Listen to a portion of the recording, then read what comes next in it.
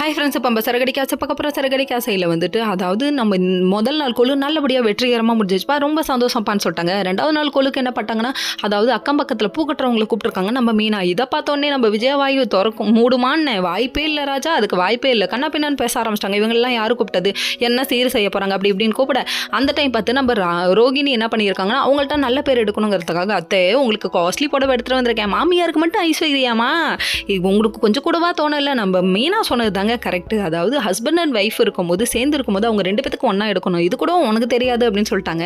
செம நோஸ்கட். என்னதான் இருந்தாலும் பரவாயில்ல, இது பொம்பளைங்க ஃபங்க்ஷன் ஆனால் பொம்பளைங்களுக்கு மட்டும் தான் எடுப்போம் அப்படிங்கிறாங்க. நீ நல்லா வருவோமா அப்படிங்கிற மாதிரி இருக்குது.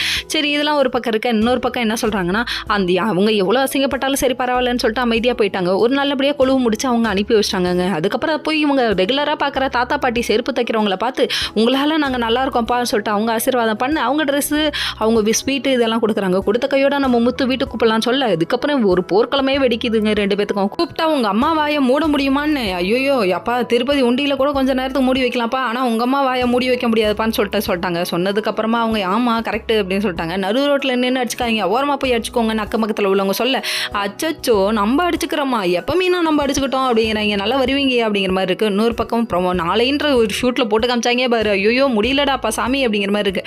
நாளைக்கு என்ன நடக்க போதான், எப்படியோ ரோஹிணி எடுக்க போகிறாங்க அந்த ஃபோனை, திரும்ப வேணாம். நம்ம வித்யாவுக்கு கூட கொஞ்சம் இறக்க இருக்குங்க, ஆனால் இந்த பொண்ணு சுயநலத்துக்காக என்ன வேணா பண்ண மாட்டேங்குது, இந்த பொண்ணு லைஃபுக்காக என்ன வேணா யாரை வேணா பண்ண மாட்டேங்குது. பெத்த பிள்ளையே நினச்சி பார்க்கல, மித்தவங்கள நினைக்குமா.